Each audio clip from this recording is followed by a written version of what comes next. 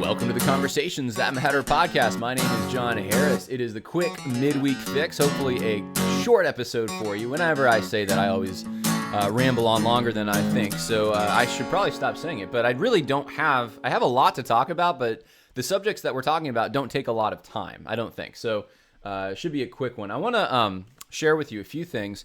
We've got a bunch of updates, a bunch of announcements, a bunch of things to keep your eye on, to be praying for. It's really the two big categories we're going to talk about today. Is I'm going to get back to talking a little bit about the evangelical woke, whatever that means, movement. And we're going to specifically talk about Ed Stetzer and something he put out. Now, most people aren't looking at this. They don't probably think it's that significant, but to me, I'll just give you some insider's info here in a way. And maybe it's not that much of an insider's thing, but I've observed Ed Stetzer, not closely, but enough to see that Ed Stetzer kind of is in front of the pack often. Think about like the COVID lockdowns and wear your mask and go to church and, obey the governing authorities because Romans 13, and blah, blah, blah, all that.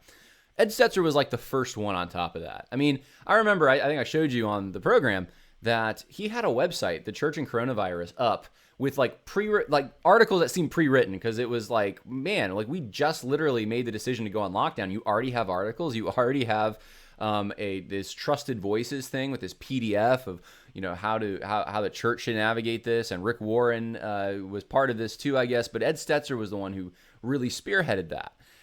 We saw with the Black Lives Matter stuff. Ed Stetzer was like one of the first to go on a march. He was his rhetoric was there before a lot of other pastors, who were trying to figure out what they're going to do about this. Ed Stetzer was already there. And so I just see a pattern with him. If you want to see kind of where people are going to go, watch Ed Stetzer. I mean, it's maybe not 100%. I don't know if it happens this way every single time, but the way he tweets, and that's mainly what I had to go on, is his Twitter account. The way that he tweets seems to be very much like signaling, kind of to here's what I'm concerned about. Here's what we should be concerned about. He doesn't tweet as like a pastor who's concerned about a flock as much as he does about the big umbrella of evangelicalism as a movement. And it's just, I don't know, it's different. He's got a different tone than a lot of, and I can't put my finger on it completely right now. And that wasn't the purpose of this, but I'm going to share with you a tweet that he put out. And it may be that we're going to start hearing rhetoric similar to this tweet, possibly. So I just want you to prepare yourselves for this. It was something that I wasn't quite expecting, but it makes sense. And I could see this being the next logical step in really what amounts to deconstructing the church. That's what's happening. The church is being deconstructed. Everything's being deconstructed, but the church is no exception. So we're going to talk about that. We're going to talk about the situation that is happening right now, sort of in the IMB, this letter that went out from, I think his name is Paul Chitwood. He is the director of the International Mission Board. Now, many of you Southern Baptists, you've written me, you've said, I know NAM's not good, or if some of you don't know that, some of you do. NAM is compromised, the Send Network, Dottie Lewis, all that stuff. I know that obviously our theological seminaries are compromised, and there's really, at this point, there's hardly an exception. I've told people, as far as the seminaries go, you just got to pick the lesser of evils. And the best shot you have is probably Midwestern. That's the best shot you have of not being completely influenced by the woke stuff. Or Mid-America, which I don't know if they're officially with an SBC seminary, but that might be another one you could look at. But the social justice rhetoric has kind of crept into every theological seminary.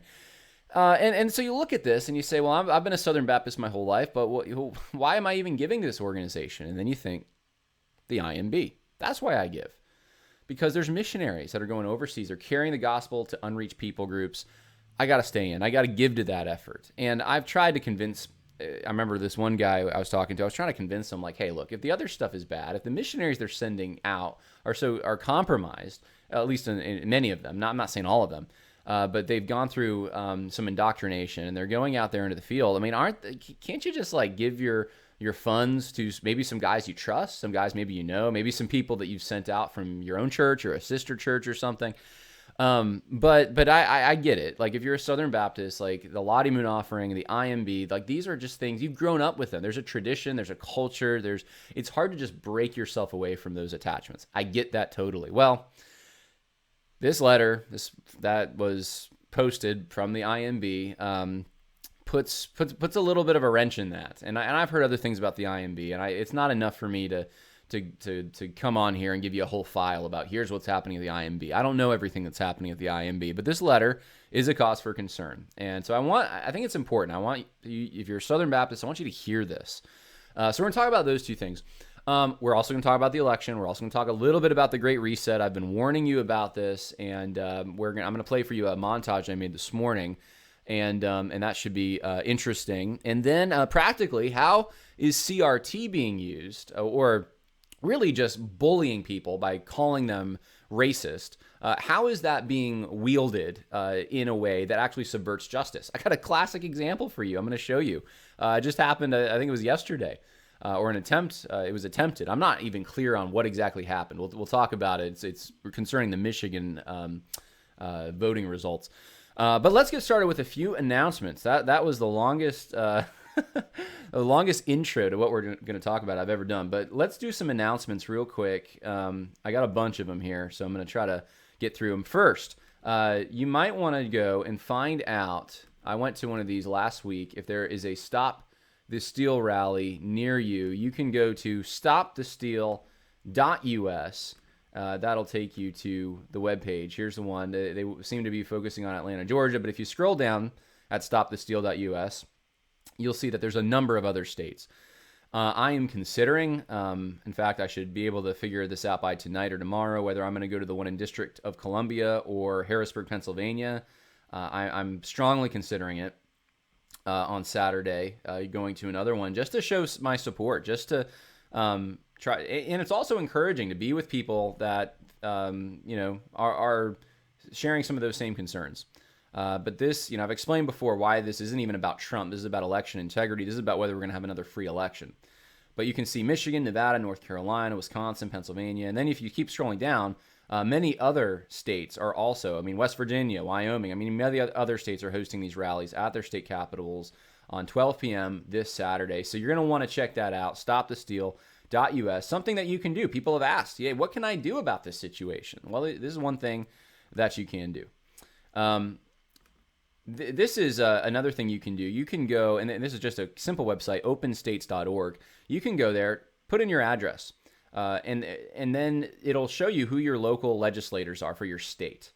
You're going to want to call them. You're going to want to, if you haven't done so already, say, hey, don't certify a fraudulent election. We got concerns about this. We want an audit before you certify this thing. And that can go a long way as well. And don't be afraid to be forceful. Not a jerk, but these people work for you. Just remember that. That's how our government's set up. We don't work for them. They work for us.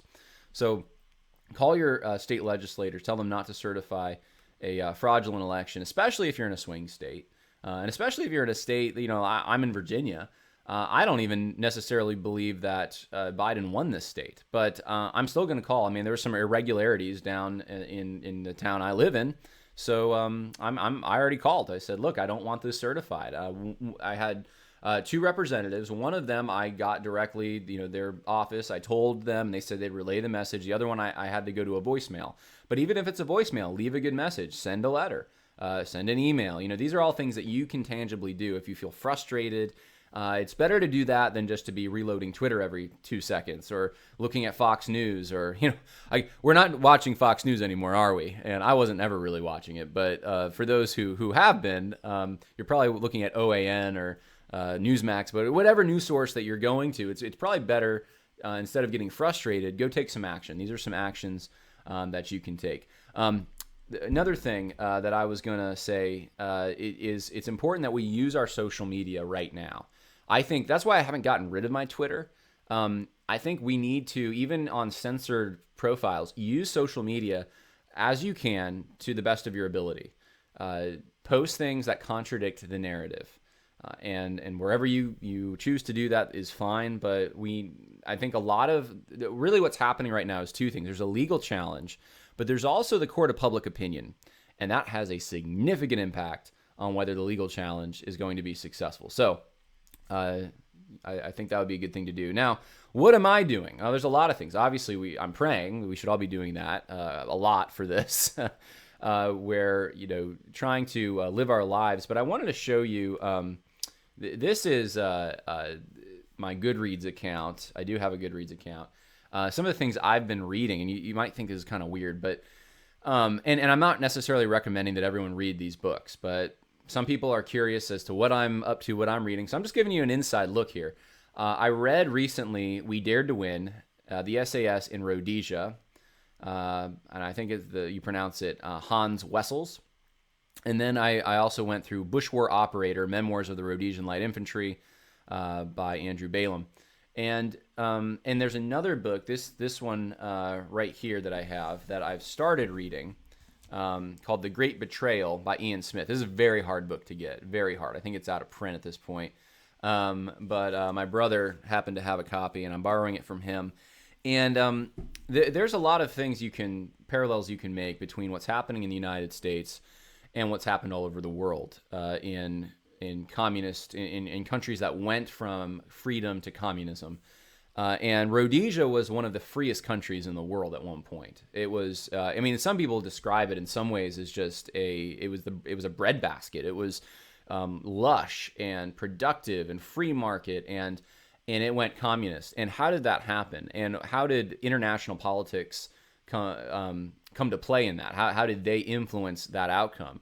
What was the struggle like? What was the fighting like? And what you'll find is a lot of these guys who went into that struggle realized, we did not know how bad it was going to be when the communists took over, and how deceitful and subversive the narrative they used was, and it was all based on race. I mean, look, if you want to look at critical race theory sounding rhetoric, go to the 1960s and look up propaganda videos made against Rhodesia.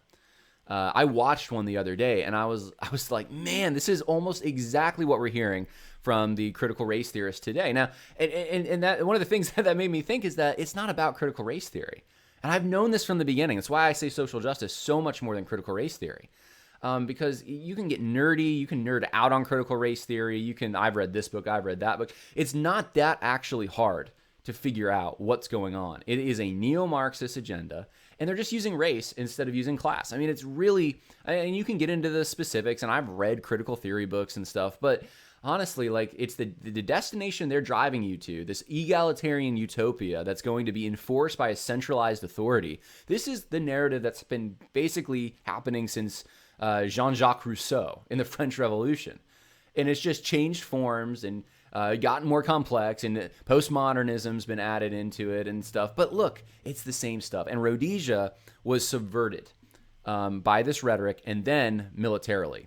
And a lot of the guys who fought in that Bush War basically said, if we knew, we should have really kept fighting even harder. And they did fight hard, but this was something that was just unbelievable what happened to their country. So some interesting reads, and there's some warning. There's some language in those two military books. There's some language in them that would not be perhaps some of you may not think is appropriate. I have my own. The thing is, I try to very much guard myself against profanity. I do not like profanity, especially in entertainment. I don't think it's right to be entertained by profanity, especially blasphemy. When I started going to grad school for history, though, I realized if I wanted to study certain subjects, sometimes I had to wade through some profanity, because if you're going to accurately represent a period of time and what happened, then that's part of that period of time and what happened. So I am not necessarily telling you. I don't know if The Great Betrayal has profanity, and I haven't gotten that far. But the other two books, not necessarily telling you to read them. There is some military type profanity. There's also some Christian stuff, actually. Interestingly enough, especially in We Dared to Win, there's a few authors that kind of give their accounts, and one of them is a Christian. So that's what I've been up to. One of the things I've been up to. There's been many things I've been up to. I'm going to show you some of that. I want to give you a quick book order update here. Many of you have gone to this website and you have ordered Social Justice Goes to Church. Some of you have received it. Many of you have not. I know my patrons have been waiting now for over a month. And I'm not going to lie, it's frustrating for me, very frustrating. I thought at tops, 3 or 4 weeks tops, and it's for some of you, it's been over that. It's been over a month. You will get your book. You will get your book, and I'm pretty certain you'll get it before Christmas. The thing that's been from the publisher, I've contacted the publisher many times about this. What I've been told is that COVID is keeping them from being able to print as many as they normally would. Now, I don't understand why Amazon can get them to you or Barnes & Noble. I don't get that. If you order it from Amazon, you'll get it 2 days later or 3 days later. But this is what I'm being told. So I'm doing my best. Some of you have asked, and this is this is actually something that you can help with, by the way. Someone out there can help with. And if you're experienced in audio editing and with Audible and that kind of thing, this has been a frustrating thing too. I was told that 2 days ago that the Audible book version of this, it does exist. I read the whole thing and went back, made edits and so forth, but I'm swamped with so many projects now. This has been something that's very difficult for me to get to. But 2 days ago, I was told that the audio is good, except for there needs to be between 30 seconds and a minute, 30 and 60 seconds of space at the beginning and the end of all my tracks. And there's a bunch of tracks. There's a lot of tracks in this audio book that I submitted to Audible. I don't have time right now to go back through every single file and put 30 to 60 seconds at the beginning and at the end. If there's someone out there who wants to volunteer, I will give you a link, and you can go ahead and do it and upload it to a file sharing website, and we'll get this thing up and running. But I'm afraid that if I don't have help on this, it will probably be after Christmas by the time I'm able to get the Audible version out, just because I am so swamped. I mean, it is, and I'm not saying that to complain. I mean, I'm making this podcast because I think it's important, and I know I'm so thankful to those of you who support, who pray, and there's a message I want to get out, but my time is pretty limited. There's a lot of other things I'm involved with right now. I'm going to show you one of those things. This is one of them. Discerning Christians. So this is a very... the developers probably don't want me showing this right now. It's certainly far from ready, but it's coming along. And I just wanted to show you this. www.discerningchristians.com. There's nothing you can do there yet. You can go there and look around. There's not much there. But this is what we're doing. Who can a sheep trust? And we got some tabs here. If you want to find a church, we have an integrated map that we're going to be putting up. We're going to have integrated users as well. So if you want to find people in your area who aren't on the social justice bandwagon, we're going to have a bunch of resources here. I'm going to read for you. This is the front of the page. I wrote this. Biblically aware, not socially woke.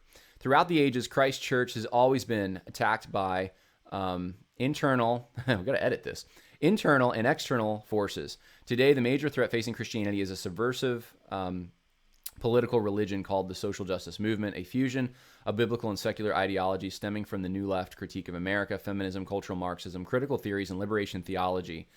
And their purpose is to corrupt the gospel and take the church by storm. Sadly, many churches have compromised and seen their congregations split and become destroyed. New congregations are forming, and faithful pastors are stepping up to receive new members who care about biblical truth.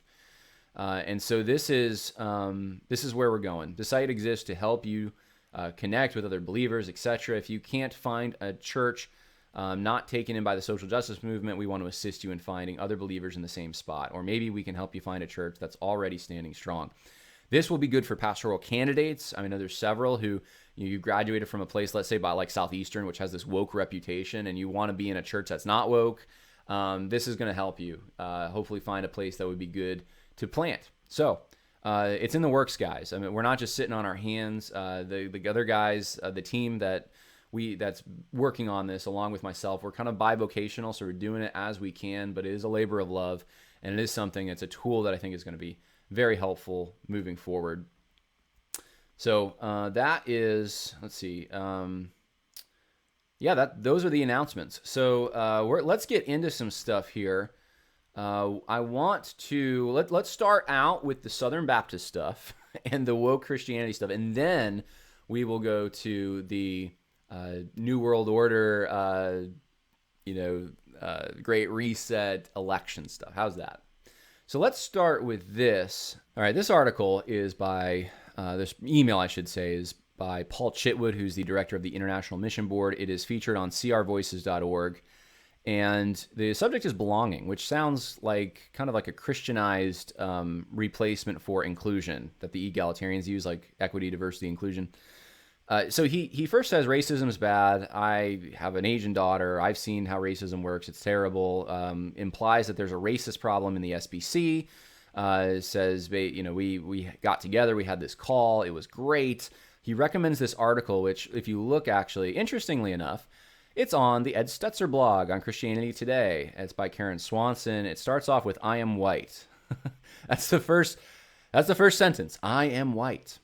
These people think race is just so fundamental, that racism is behind every bush, that everyone's just thinking about race all the time because it's like they're thinking about it. I mean, look at the date on this. This is from September 8th, and he's talking about a discussion that was taking place in the IMB in August. And the smoldering embers from the cities burned down by Black Lives Matter and Antifa groups because of supposedly racism are still, they're still smoldering. And I've yet to see an organization, including the IMB, come out strong against actual businesses being destroyed, actual people getting murdered in a lawless fashion on a grand scale, destruction of property, destruction of history, blatantly evil rhetoric, murderous rhetoric, actually. I mean, I have yet to see denouncements, we got a problem in the SBC because people are forwarding this. People are marching with BLM, etc. They're giving cover for this. We got this insidious systemic problem in our organization we need to address. And you never hear that. But it's always assumed that racism is such a big problem. So this is how this article starts off. Racism's a problem as the smoldering embers burn and smoke, I should say. He says, we asked the participants in August, how are you feeling now? And heard, I'm encouraged, but I'm still waiting to see viable action to diversify our organization, both on the field, staff, and leadership. I'm encouraged that many in our organization, including our leadership, are willing to listen and look at what changes need to be made. I'm feeling focused. The lament was necessary, and time together was healing. Let's see. I'm skimming here. There are more public conversations going on about the issue of racism. I can't see in my personal world that there has been much change. The silence is still there, which makes sense. You remember silence is violence? Yeah, a couple months ago. Time has helped me process many things about what I was feeling and really come to terms with the sins that pervade life. Listening to others, reading articles, a lot of listening here. You hear the word listening in this. It would be great for our organization to continue the dialogue. We just need to keep talking, keep listening. I'm excited to get on board with the ways that the IMB plans to move forward and achieve this vision. He said, we asked, how can your coworkers who are not Black, African American, or biracial best support you now and in the future? And here's some of the things participants said. Let me see how long this is. Okay, we don't have much longer. Our mobilization team is focused on improving our engagement and relationships with churches throughout the nation that are predominantly attended by people of color. We hope this will also yield more people of color as missionaries in the future. We are beginning stages of rolling out new training programs with these organizations, cultural sensitivity. And okay, so here's the program. This is one of the things, the sticking points. Here's the training programs that the IMB, International Mission Board, I guess, likes or wants to have. Cultural sensitivity training and unconscious bias and sensitivity training. Unconscious bias and sensitivity training. Where have you all heard this before? This is in the organization that you're sending your tithes to, the International Mission Board. This is the one that you're staying in the SBC for because it's the one that you don't think is corrupted, many of you. This is what they're talking about. We created teams, a channel for our employees who identify as Black, African American, or biracial to have personal conversations and support each other in the future. Okay, that's segregation, Mr. Chitwood. We are working to develop a Hispanic employee network. Okay, more segregation. We will continue our efforts to become more diverse. No, you're not becoming more diverse. You're becoming more fractured. That's what this is doing. In the spirit of celebrating diversity, we'll begin to formally recognize 2 days on the calendar in 2021, Juneteenth and Hispanic Day. So they're going to change their calendar now. They're going to pray at the end against injustice, et cetera, et cetera. All things that we've talked about. He says, thanks to the human resources team for moving us forward. All right, so you think you have an HR problem with your job, your secular job. Well, there's an HR problem in the IMB. And this is proof positive, guys. Now, I'm going to just show you this at the end. Tom Askell did say that he had a conversation with Paul Chitwood, and his concerns have been allayed. And that's pretty much all that I've seen so far publicly. So I tweeted out yesterday, I'll just tell you this, for those who don't follow my Twitter. I tweeted out and I tagged Paul Chitwood and I said, look, if you're going to acknowledge a public error, if you are going to try to clean this mess up, you are going to have to publicly come out and explain why what you wrote was wrong, why the direction of the IMB is wrong. You're going to have to show us that you know. Because if you're not doing that, if we're just relying on a conversation you had with someone else who's a conservative, it's not enough for most people, I think, in the SBC right now. Some people, they might take that and say, okay, we're good. And unfortunately, my experience with the Southern Baptist Convention is that this is kind of the culture of the SBC. This is the 11th commandment thing. Public sin is always dealt with behind the scenes.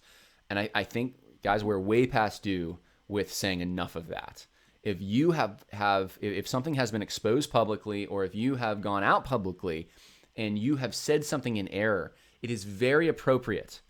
It's not even just very appropriate. It is necessary to come out publicly and correct that. Otherwise, you can have no confidence. You can say anything you want privately. In fact, you can say anything you want publicly. Even if you do publicly come out, you say everything that needs to be said. You say, we're not doing the sensitivity training thing. We're not doing the unconscious bias thing. Those things are wrong. We realize those are wrong. We realize we're actually dividing people up based on their skin color. We're fracturing our organization. We don't want that. We're one in Christ. We're going to come together for a common purpose. Even if you say all that, which has not been said publicly yet, you still need to prove it over time. There still needs to be action behind that. And otherwise, trust has been broken for, I think, many in the SBC when they see this. So the reason I'm telling you is to report it to you. I want you to be aware of this. This is the IMB, right? I'm not trying to break all your confidence in the SBC. I mean, my confidence has been broken for a long time, but you need to have your line in the sand. And if it's 2021, that's fine. If you say 2021, we're going to go to the convention and we're going to take it over. We're going to get the presidency. We're going to make sure Al Mohler doesn't get it. We got someone else, I don't know who that is, who's proven that they're able to handle this issue. We're going to make sure that we clean house at the seminaries. We're going to be aggressive. That's what it would take. That's really what it would take. You can't compromise with these folks. Give them the benefit of the doubt all the time and just say, well, they're taking care of it because they said they were. You got to keep on them. You got to make sure that it's actually happening. It's the same way with the deep state in the federal or the national collective government. You can't just, Comey said that. No, you can't do that. You have to keep on them. And that's what it's going to take. I'm just telling you the reality, guys. And I've had a lot of insiders talk to me about this, tell me kind of what's going on in their little neck of the woods. And I'm just convinced there's no way to bring this back without getting super aggressive.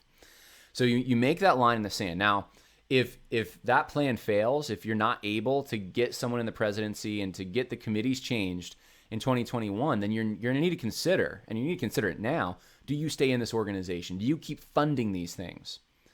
And that's up to you to decide. I think there's a way, if you're in an SBC church, you can itemize, your giving. You can give to certain missionaries, that kind of thing.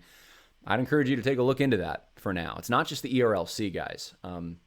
That's my little bit on the Southern Baptist Convention. That I just wanted you to be aware of that. And of course, we're thankful for those who are conservative in the convention, who are trying. But it's going to take a lot of guts and backbone. It really is. So speaking of Ed Stetzer, this is something Ed Stetzer put out last night. He said, "Up late, can't sleep. Burdened with the rising mental health challenges we are seeing among pastors, leaders, students, and so many others. Actually, feeling the strain myself and in my family." Now, this is sad. "Let's pray for one another and speak grace into this time when so many are hurting." And there's nothing wrong with any of what he said here, okay? So I'm not nitpicky. I want you to think contextually, though, with me for a second. This is the same Ed Stetzer who was marching marching for Black Lives Matter. The same Ed Stetzer who was saying, basically, shut up and wear the mask. Let your church needs to shut down. That's the responsible thing. That's what you got to do to love your neighbor. Same guy, okay? Now, I want to ask you this. If we're having a mental health issue, what got us here? Think about that. What got us to the point that we're having this mental health issue? Here's the tweet so you can see it. Is it, in 2020, I mean, there could be a lot of things that cause, and when we say mental health, I'm thinking depression, anxiety, these kinds of things. What could have contributed to that in 2020? Maybe lockdowns, maybe walking around and not being able to see the faces of the people around you because they're all wearing masks and they're all afraid and you can see the fear in their eyes. Maybe the fact that you don't even trust the outcome of an election because so much fraud has been shown. Maybe things like cities burning down. And if you lived in one of those communities or near there, you might have been afraid for your life when you were hearing things like, we're going to take it out into the suburbs, and none of the Christian leaders that you knew of denounced it. They didn't lift a finger to say a word. Instead, they got down on you because of your privilege and unconscious bias, supposedly. I mean, maybe these things could have contributed to the mental health issue that Ed Stetzer's complaining about. I'm suggesting to you that Ed Stetzer's been part of the problem here. And like all leftists, they are masters at creating problems and then coming in with their own solutions for the problems they created and trying to be the saviors. We're the ones that are going to save you now. I expect in the coming months to start hearing more, possibly, and I could be wrong, but I'm just saying, you look to Ed Stetzer, I think you're going to find kind of the direction of where things are going to start going.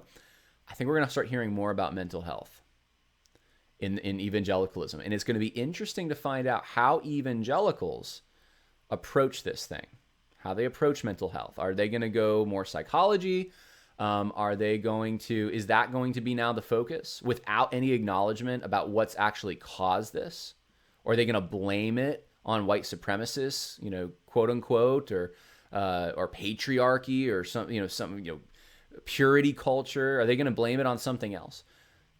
Don't ever forget what brought us to this situation where there's great domestic abuse, divorces are happening, alcohol and substance abuse is happening, and we are having higher amounts of depression and anxiety. And it doesn't take a rocket scientist to figure out how we got here, guys.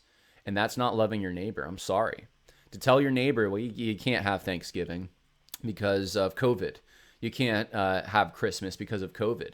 That's not treating your neighbor like an adult, like a responsible person who's responsible before God for their their risk assessment.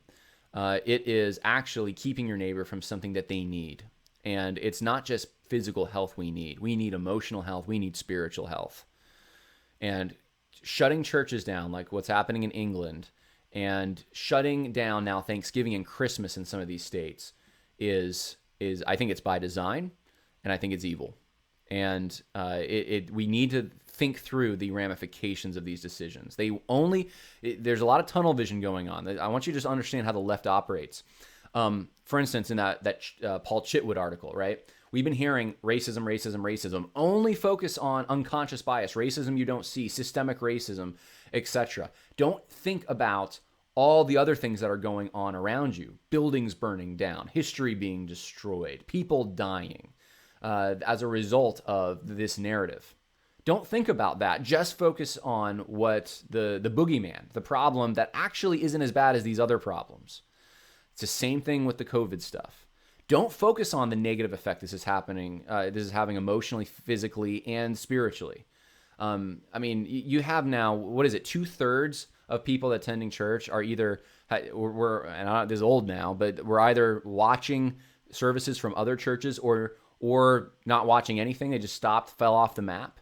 Don't tell me these things don't have horrific consequences for social cohesion and stability. Don't tell me that watching sports when there's a fake audience and they're just virtue signaling about BLM doesn't have a negative effect. People aren't even watching sports anymore. The things that united people don't exist anymore.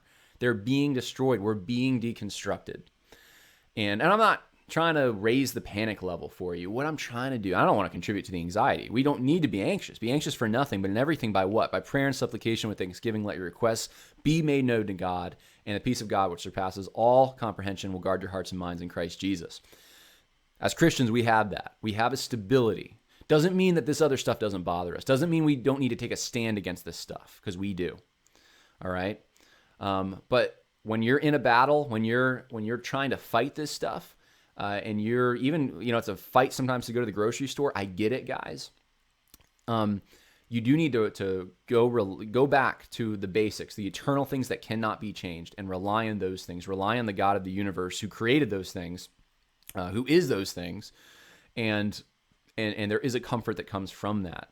But it doesn't wipe away the fact that there's a problem. So I expect that to be a narrative moving forward. Just my prediction for you all, those who are curious about it. Now, let's get to some other stuff. I want to show you this.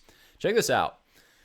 This is a guy named Ned Stabler, a Wayne County member of Canvassers, and he went after, I guess, two other fellow canvassers.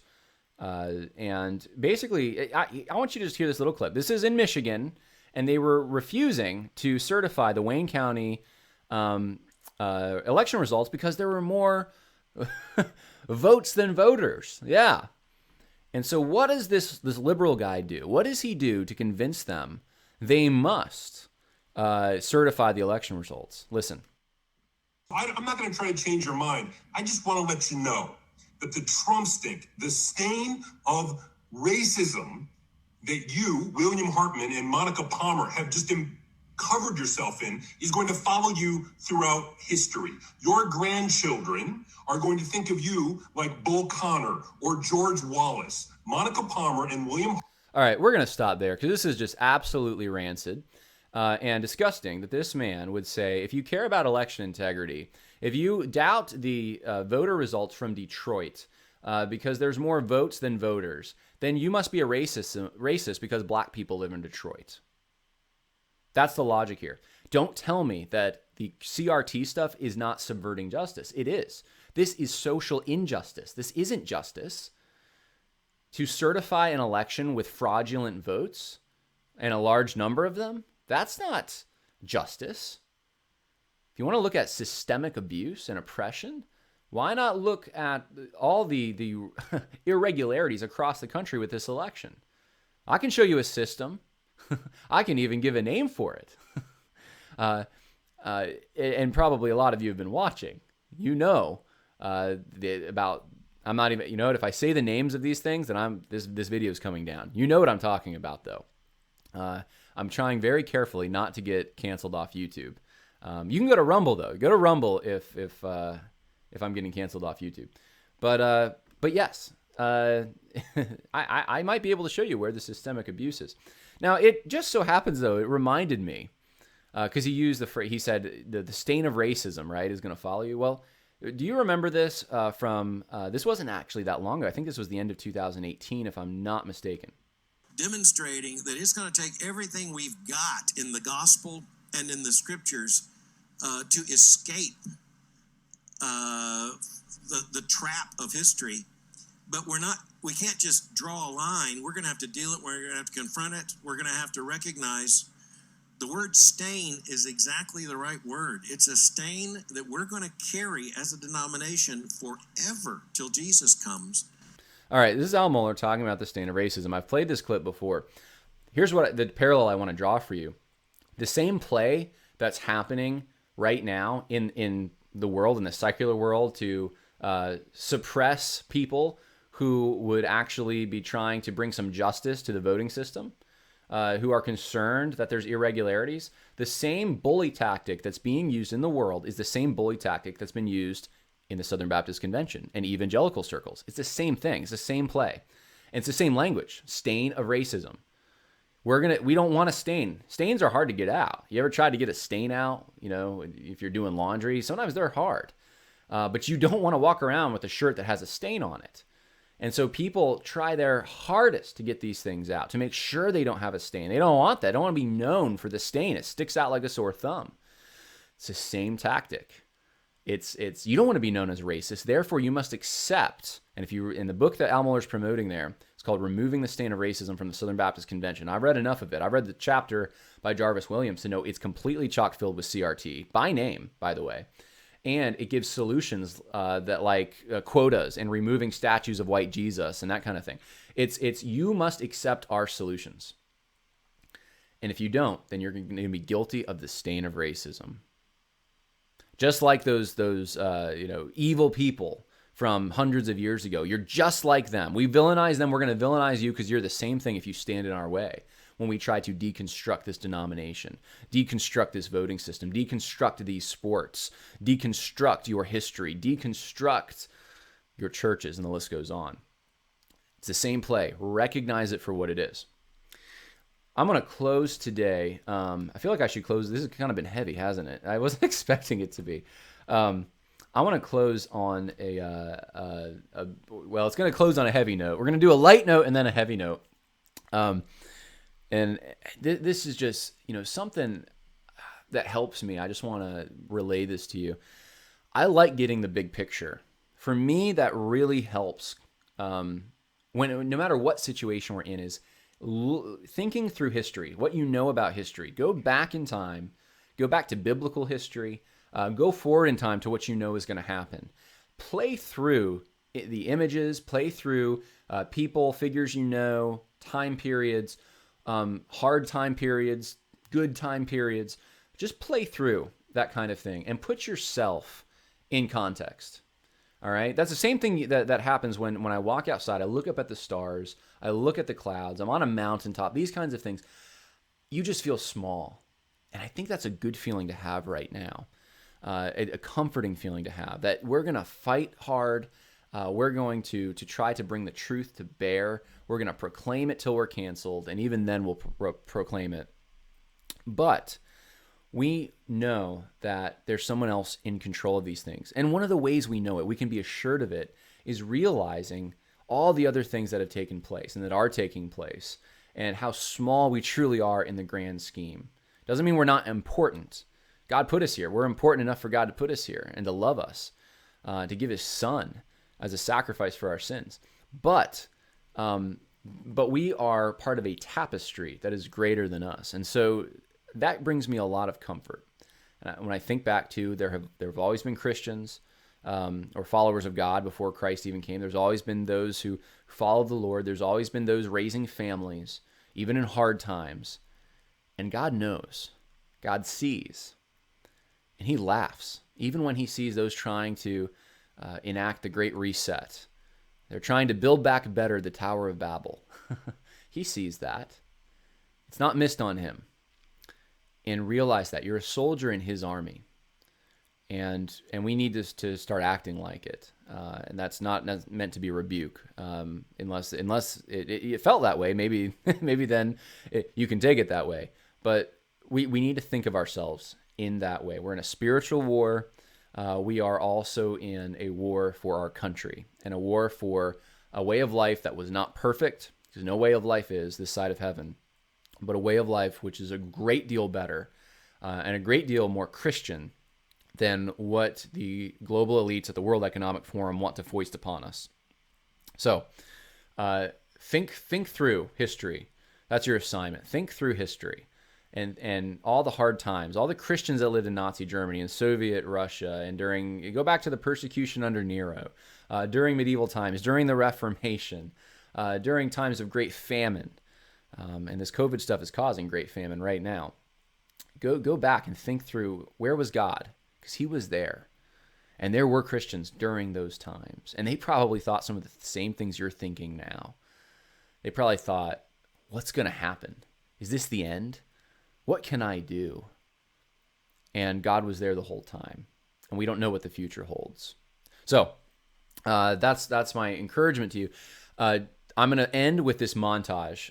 So that was the semi-lighter note. Here's the heavier note. And there's a call to action at the end for what you can do, once again, if you care about this election. But here's what's happening. Here's what people are saying right out of the playbook of the World Economic Forum. And here's why the election has gone the way it's gone so far. And so this is something you can share with your friends, share on social media. I have the link in the info section for this video if you want to check it out. God bless. This pandemic has provided an opportunity for a reset. This is our chance to accelerate our pre-pandemic efforts to reimagine economic systems that actually address global challenges like extreme poverty, inequality, and climate change. Authorities must integrate the goal of carbon neutrality in all economic and fiscal policies and decisions. Governments around the world are mobilizing trillions of dollars to address the economic effects of the pandemic. It's an unprecedented opportunity not only to repair the damage, but also to address the problems that existed before the pandemic hit. You do training, particularly in the city, I'll call them licensing departments, and you pick the people that run those agencies and the deputies that are pledging allegiance to the New World Order. We should build an open world economy that works for all. We must firmly safeguard the multilateral trading system under the WTO and unequivocally reject unilateralism and protectionism. Building back better means getting support to the most vulnerable while maintaining our momentum on reaching the 2030 Agenda for Sustainable Development and the SDGs. Canada is here to listen and to help. A nation's highest duty is to its own citizens. Today, I hold up the American model as an example to the world of a working system of free enterprise that will produce the most benefits for the most people in the 21st century and beyond. All this enthusiasm you're talking about in Pennsylvania gets changed very quickly with this software program that switches 3% of the votes. We know it's active tonight. It's active. They've been looking at a whole host of different things, as has the DNC, using false IPs, and they are looking around and they're trying to set up this voting thing that happens on Tuesday night. It's going to look good for President Trump, but they're going to change. And that's the danger that America and everybody must realize.